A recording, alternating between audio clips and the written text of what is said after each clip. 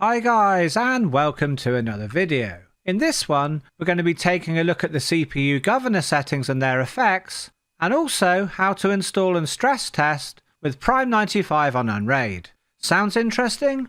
Then let's get started.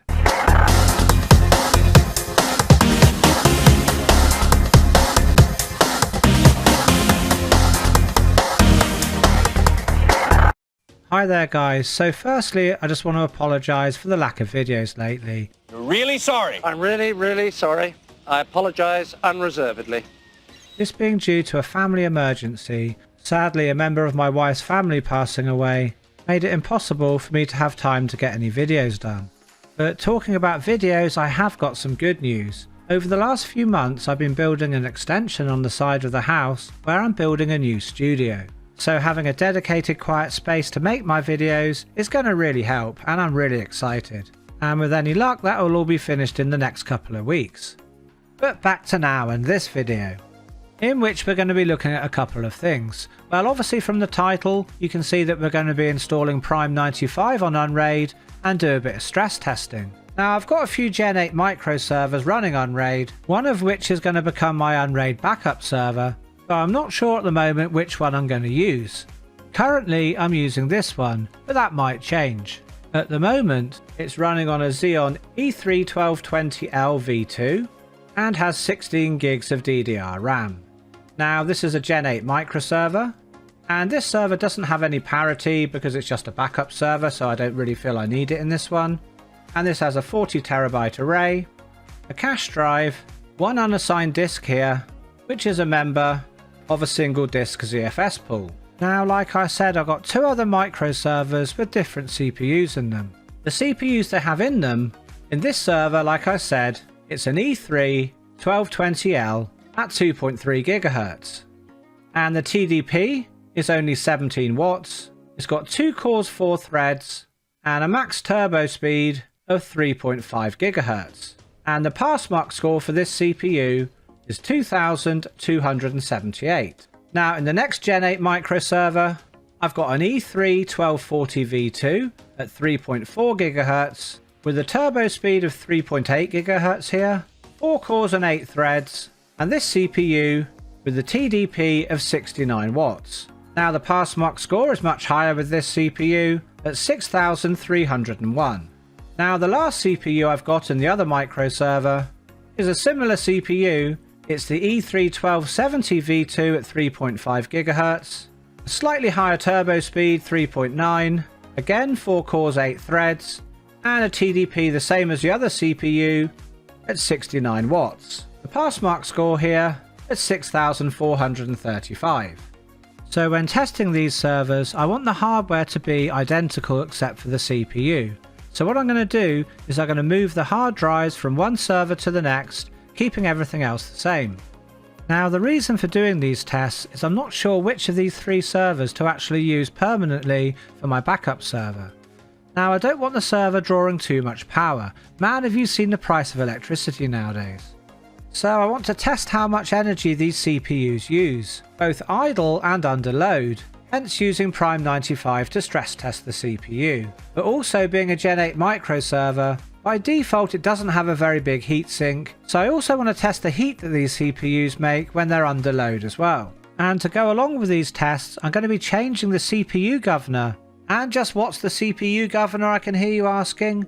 Well, basically this controls the frequency and the performance of the CPU, and so we can change the CPU governor affecting this, either going for more performance or for saving power and the CPU producing less heat. So it's pretty useful. Now, what I want to do, now connected to my servers, I like to have a smart plug with a power monitor on it, which I can access from a web browser. And if I click on here where it says power usage backup, I can see the power usage of the server at the moment, which on this server is 47 watts, well 48. Now if you're interested, this smart plug is a Sonoff Power R2, which has been flashed with Tasmota firmware. Now at the moment, it's pulling 47-48 watts with all of the drives spun up. Now what I'm going to do in this video is I'm going to test all 3 CPUs and see the difference in real life of how much power they draw from the wall. And before I do that, I'm going to turn off the Docker service and turn off the VM service. I want to make sure that nothing's running at all, so when I test on each server, everything's the same. Now, there's a few plugins that I'm going to install in order to do these tests. So I'm going to go to the Apps tab here, and first I'm going to install a plugin called Tips and Tweaks. So I'm going to install that now. Now next, I want to be able to monitor the CPU temperature, so I'm going to install a plugin to do that. And I'm going to install Dynamics System Temp. Now we need to have Perl installed in order to use this plugin. So to install that, I'm going to install a plugin called the Nerd Pack. Okay, so with the Nerd Pack installed, I'm going to click on Actions here and go to Settings. And in the search box here, I'm going to type Perl. And I'm going to toggle from off onto on and click Apply. Okay, so Perl's now installed. So now I'm going to go across to Settings here, System Temp, and I'm going to click this button here, Detect, and that will detect the correct driver for your CPU. And here, I'm going to select the sensor for the CPU, which is this one here. And the motherboard, it doesn't seem to be picking it up. I don't think it's any of these, so I'm going to leave that blank. And the fan speed, well, it's not picking up that either. Well, I only wanted the CPU temperature anyway, so that's not a problem. So with that done, I'm going to click Apply, and done. And now going across to the dashboard, I can see that on this server, the CPU is 42 degrees Celsius. Now, the next thing I'm going to do is I'm going to go to the main tab here, and I want to spin down all of the drives here, so I can get an idea of how much the system's pulling from the wall without any of the drives being active. So I'm going to click on to spin down here, and with the drive spun down, I'm going to have a look at the power usage here, and you can see here that the power, well, it's been fluctuating between 29 and 30 watts. Now, I wonder if I can make this any less. So I'm going to go to Settings here, and I'm going to go to Tips and Tweaks, the plugin I installed a few moments ago. And if we scroll down here, you'll see something called CPU Scaling Governor. At the moment, it's set to On Demand, and underneath it here, the Intel Performance Boost is set to Yes. Now, I'm going to change the CPU Scaling Governor to Power Save, and I'm going to click Apply.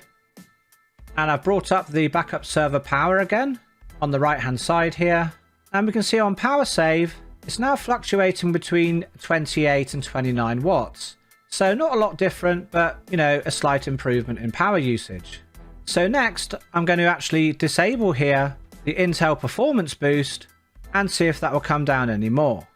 Now I'm not expecting it to do so, because the CPU is going to have no reason at the moment to actually boost, because there's really no load on the CPU at all.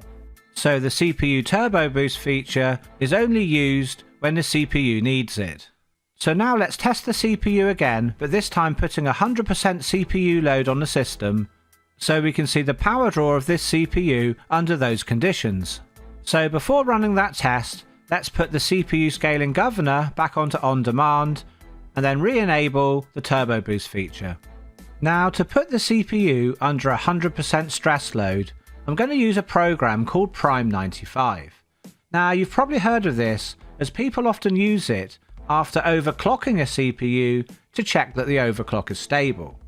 However, I'm going to use it here to test the CPU's power draw and also how much heat it's producing at the same time with this test. And no, we don't need to use a VM to run Prime95. We can actually use it directly on the Unraid server. And we can see here there is a Linux version of Prime95, so this is what we'll be using on Unraid. So let's go back to the Unraid server, and I'm going to open up a terminal window here, and the first thing I'm going to do is I'm going to make a directory inside of the system share. To do that, I'm going to type mkdir space /mnt /user /system, and then let's call it Prime95.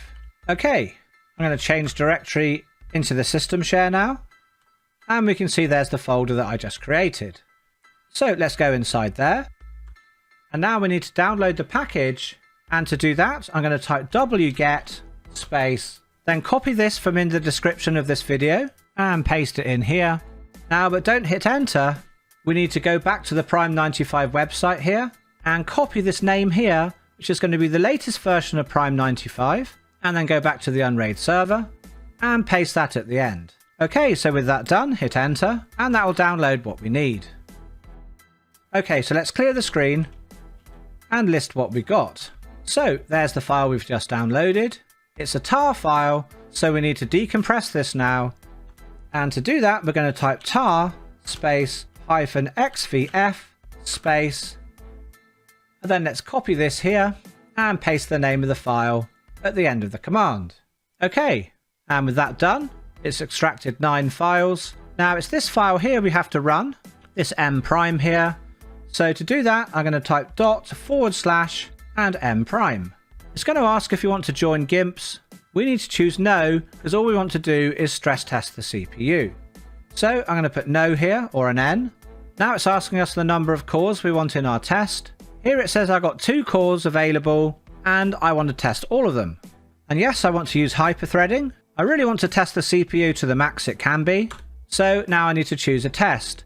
Now this one here, number 2, this is for maximum power, heat, and CPU stress. Perfect. That's the one I'm going to use. So I'm popping in number 2 here, and I don't want to customize any settings. No, I don't want a weaker test. And now all I have to do is type Y to start the test. I'm going to bring up the dashboard while I do, and I'm going to hit Y. Okay, so instantly we can see the CPU hitting 100%. We can see the temperature going up here. It's now on 56 degrees. And now let's have a look at how much power is being drawn.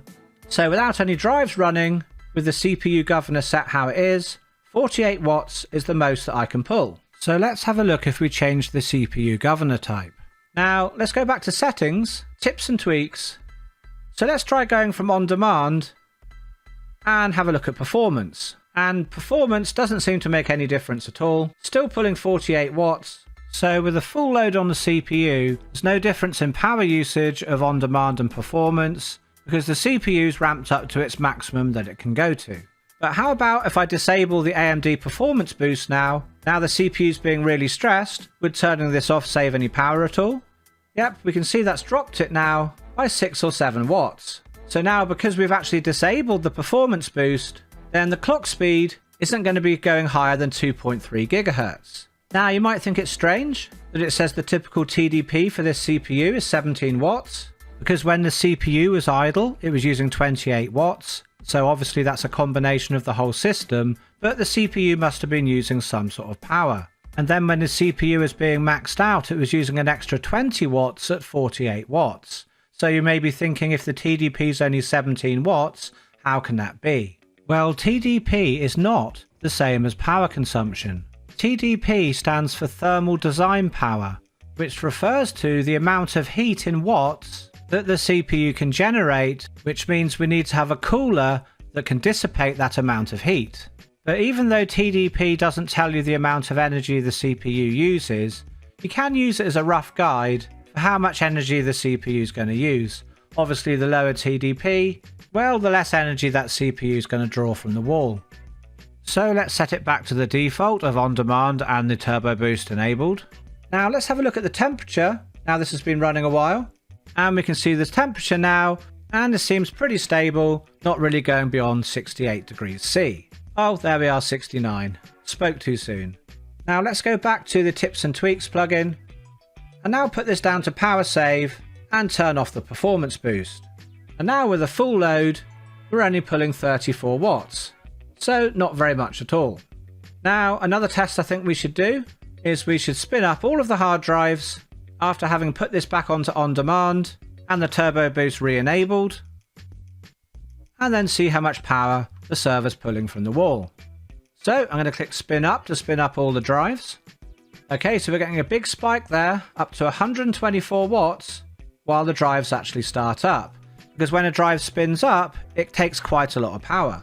And then after the drive has spun up, the power usage will drop.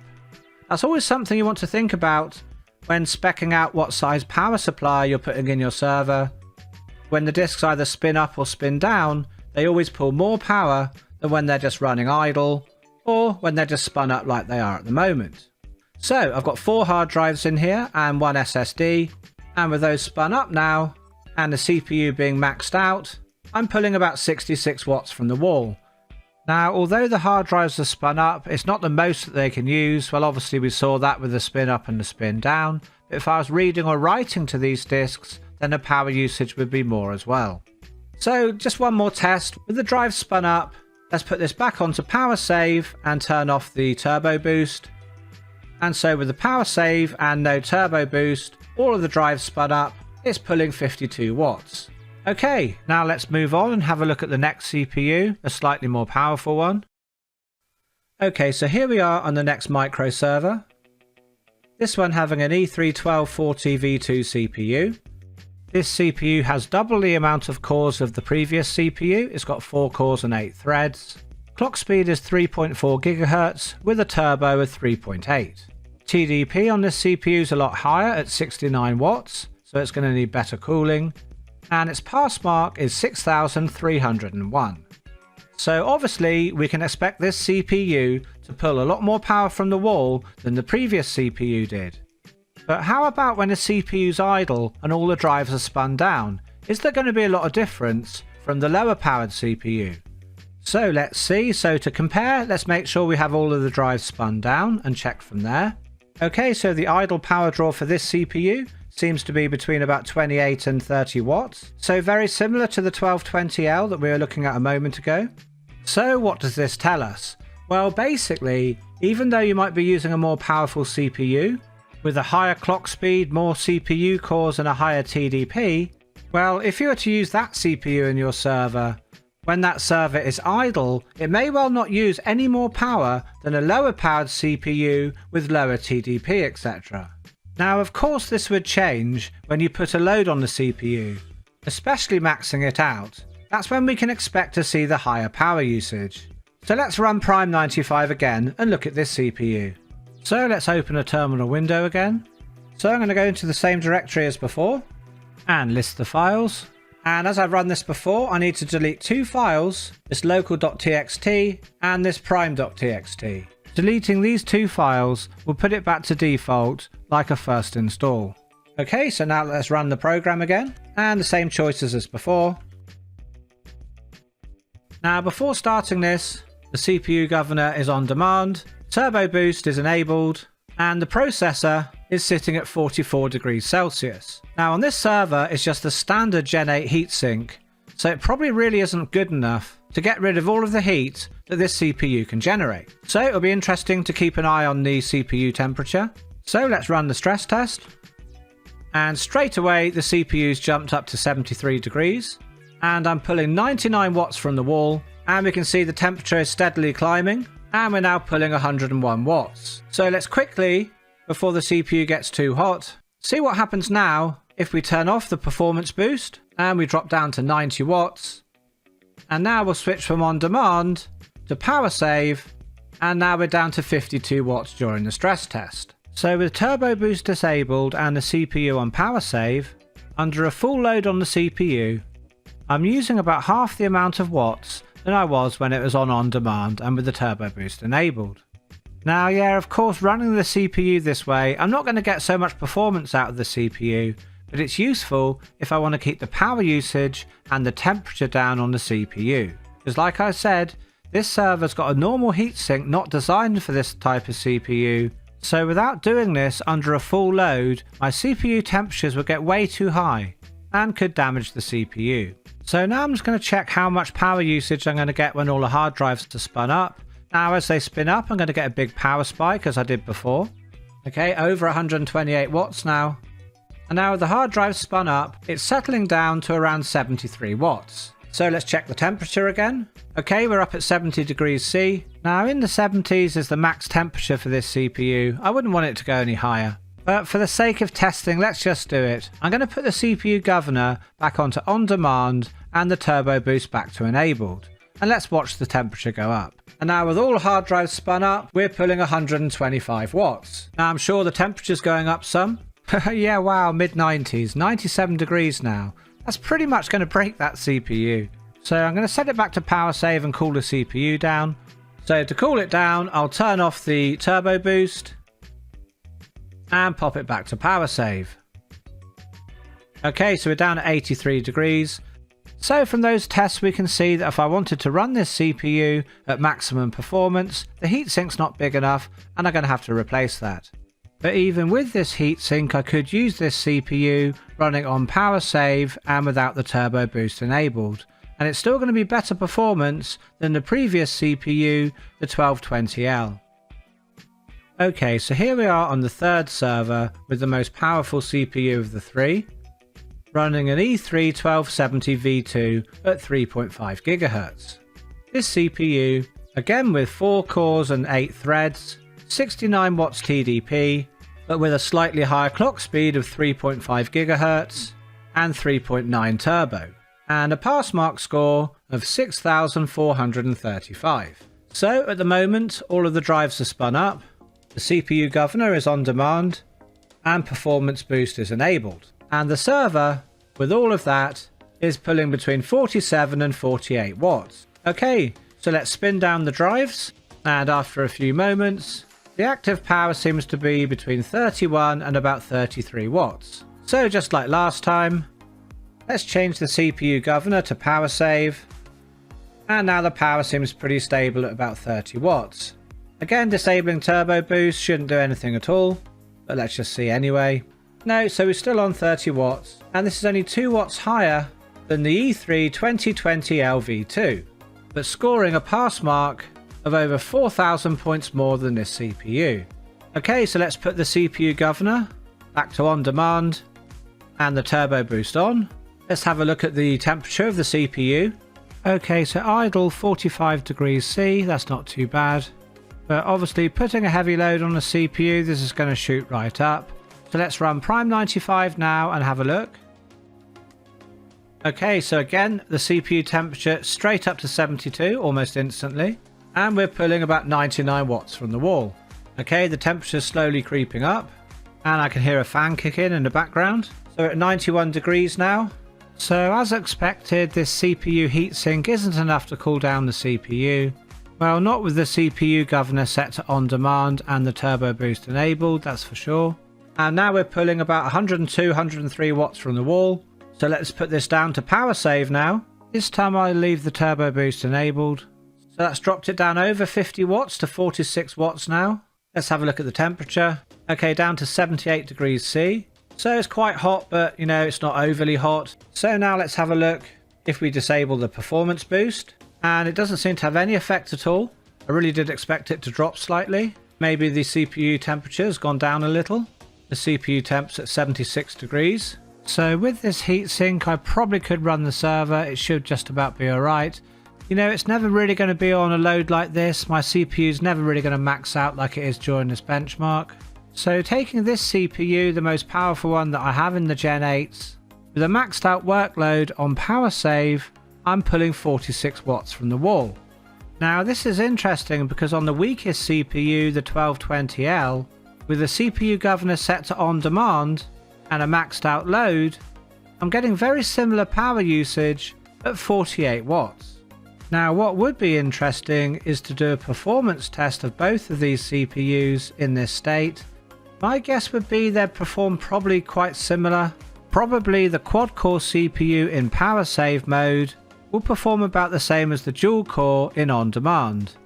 But I couldn't say for sure without testing. Now another thing we've noticed is that all three CPUs, when there's no load on the CPU with the scaling governor set to on-demand, are all using about the same, somewhere between 28 and 30 watts. And I find this very interesting because I know many people bought a weaker CPU for their servers, quoting they want to be able to save power, when most of the time their server is probably idling anyway, so the amount of power they'd actually be saving with a lower spec CPU, I'd say that's quite questionable. And this is especially true using the Tips and Tweaks plugin if setting a schedule to have your server run in power save and performance mode for different scenarios. And that's got me thinking on my main server where I run VMs, I think I might make a script to check when certain VMs are running and if they are to put the server in performance mode, and the rest of the time when they're not to run the server in power save. Well anyway, let's wrap this video up now. Actually I'm still not sure which server to use as my backup server. I don't know. Let me know what you guys think in the comments below which one I should use. I'm leaning I think to using the 1270 in power save mode, then at least if I want to get more performance out of it at a later date, I can just swap out the heatsink. Well guys, I know this video is a bit different to my normal ones, but I really hope you found it interesting. And if you use Prime95, remember, keep an eye on the temperatures because it will really hammer that CPU. Be careful you don't damage anything. Anyway guys, well if you like this video then as always, please hit that like button, subscribe to the channel if you haven't already, and share the video with anyone else who you think might find it interesting. Now I want to give a huge shout out to all of my Patreons and supporters out there. Thank you so much guys for supporting me. Without you guys I really couldn't make these videos. Anyway guys, it's getting late here, so I guess it's time for me to go. But whatever you're up to for the rest of the day, I hope it's good, and I'll catch you in the next video.